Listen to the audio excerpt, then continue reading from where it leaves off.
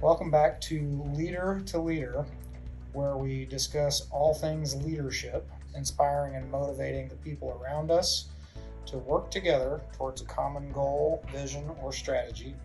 We are not talking about management, which is processes and procedures and checklists and all that busy stuff.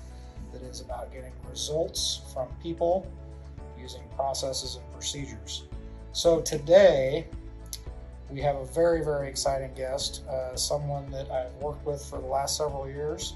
Her name is Paige Wixson.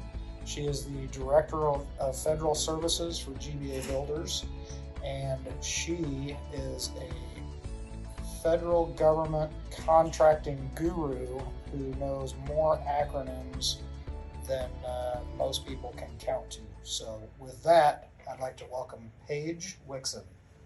Great. How are you? Thanks for having me. You're very, very welcome. I'm happy you're here. So I've got a series of questions, not really a series, just four. And I'd like to start with a little background. So how did you determine your career path? A woman in construction, the stereotypical construction engineering is kind of a man's world. So tell me a little bit about your background and what led you to this career path, and probably most importantly,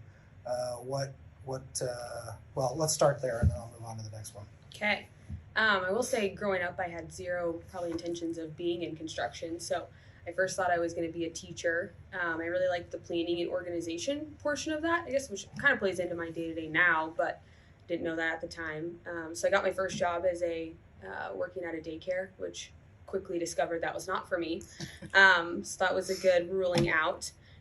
Went to K-State, which is, the best college you could attend. Absolutely is, I would agree. Went into interior design from there. Again, quickly discovered I wasn't creative.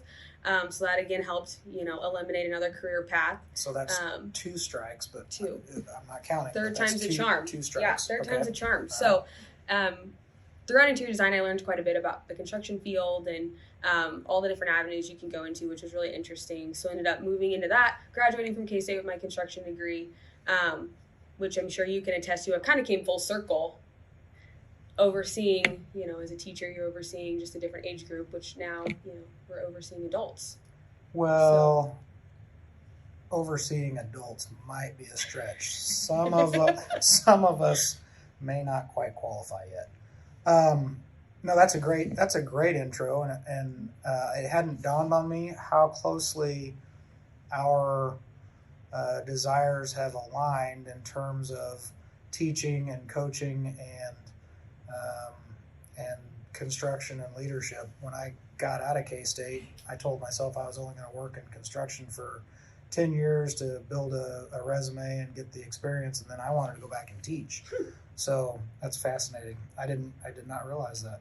So why didn't you go back and teach? What's that? Why didn't you go back and teach? That's a great question. I did not go back and teach simply because I get to teach every day. Okay. Yeah. I get to coach and mentor and teach every day in the role that I'm in. So, so that's a good background. Let me move on to your day job since you referenced that. So you're running the federal construction program for GBA Builders, and part of that is basically like running your own company because we have 3 joint venture partnerships with some small business association or administration companies. Can you tell me a little bit about that? Because your role is one of a kind in this organization, and you're the only one that probably understands what's going on there and how it's working. So can you tell me a little bit about your day-to-day role in terms of that dynamic? Mm-hmm. So we've set up, we have a small business company that we work directly with and have set up a mentor protege is what it's called. So again, a lot of acronyms that you've already alluded to, but it's a joint venture partnership that right now we are pursuing work for the Department of Veteran Affairs, which has been very exciting. So I help oversee basically the day-to-day operations of our entire team, which includes both DAX employees, our small business partner, as well as GBA Builders employees, in order to pursue these VA healthcare jobs and then get them done. Awesome. So it's pretty exciting. Yeah, it's been a fantastic ride for sure the last 4 years. Okay, so you hit on something there that I want to zero in on a little bit. One was that you oversee our partners, teams, and employees, and you spend a lot of time coaching and mentoring, hence the mentor protege agreement. And then you also said you spend a lot of your time coaching and mentoring our own employees.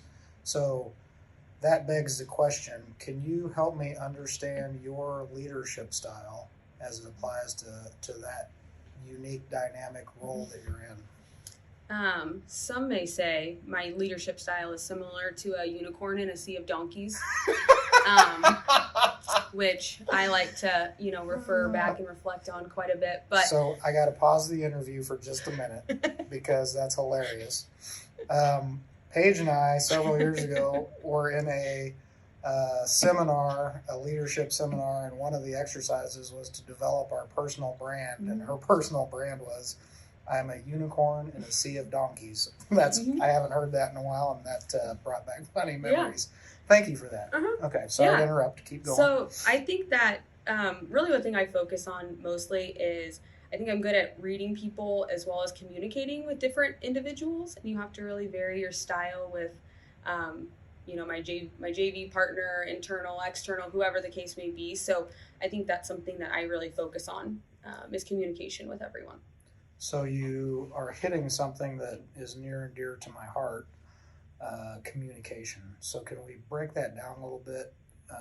You have unique partners and colleagues and people that you work with and communicate with.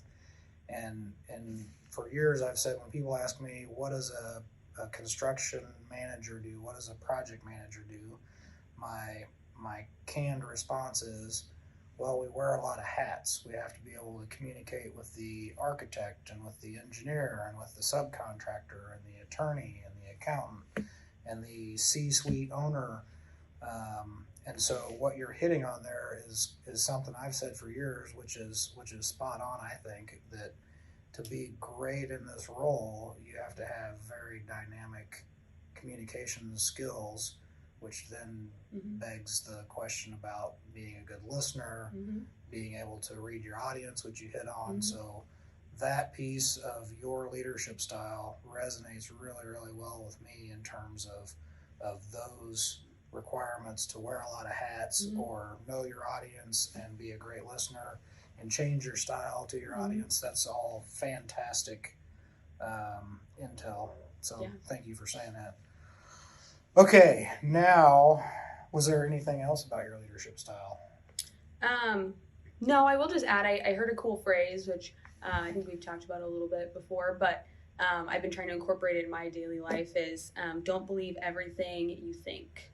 Ooh. And I've really added that, I think, into my own personal leadership and how I think and do things.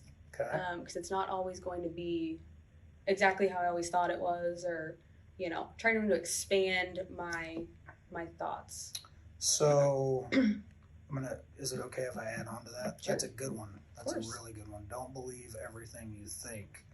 So Don Miguel Ruiz wrote a series of books, and usually he boils down the points of his books to 4 or 5 different topics, and one of them is called the 4 Agreements. And what you're saying there, one of his agreements that he makes with himself is never make assumptions.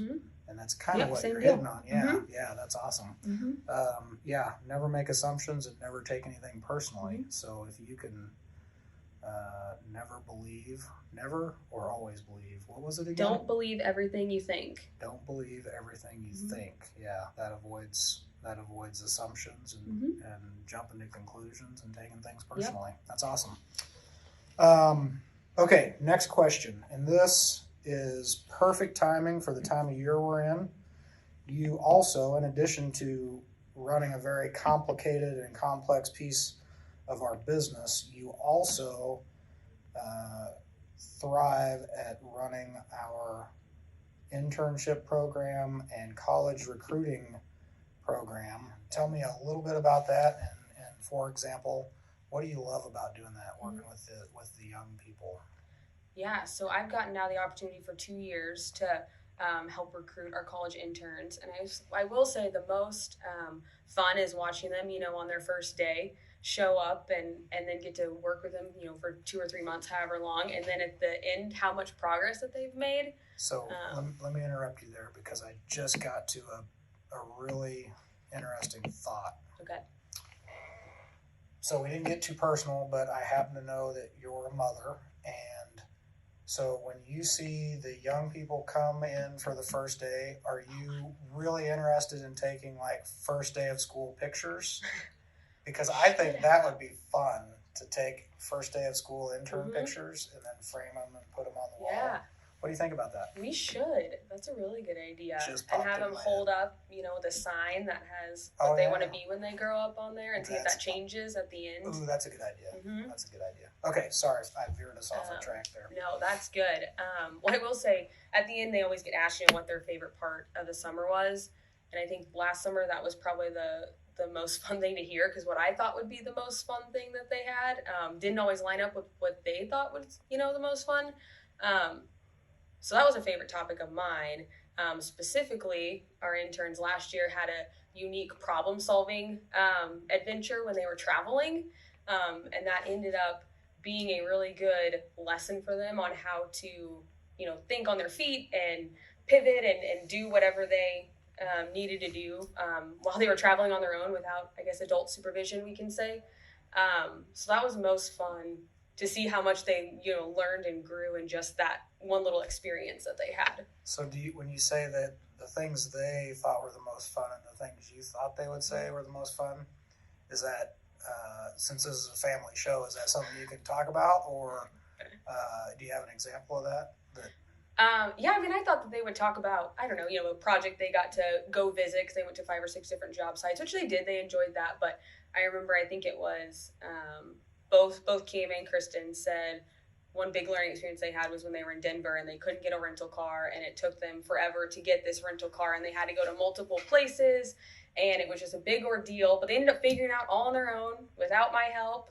And I think they were pretty excited about that. And even their flights got messed up coming home, so they had to deal with Southwest and all that debacle. So it was a lot, a lot that they had to do, but they did it all on their own. So it's pretty cool. Awesome. That's awesome. That's a great story.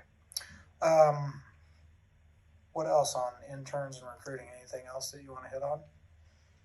I don't think so. It's another hat I have to wear for how to communicate with somebody that's, still in school or right out of school, trying to remember back to when I was that same time and how I would best learn in that opportunity. So, okay. No, it's been really fun. So we are fortunate enough to have a surprise guest, Paige. You know the individual, but I didn't warn you ahead of time, so we're putting you on the spot. We're going to have a surprise guest who is going to either tell you that you're an amazing recruiting intern leader, or maybe he won't. We'll see. Now I would like to welcome Cam, and you were just alluding to his airport debacle last year. Cam has joined us for a second internship round, and we are very, very curious to hear why. Yeah, so my name's Cam. I am a senior at Kansas State University. It is my second summer interning here with GBA Builders in the Lenexa office. Awesome. Well, I'm so glad to have you back, Cam. Tell us first why you picked GBA Builders, and then why you're back here for a second summer.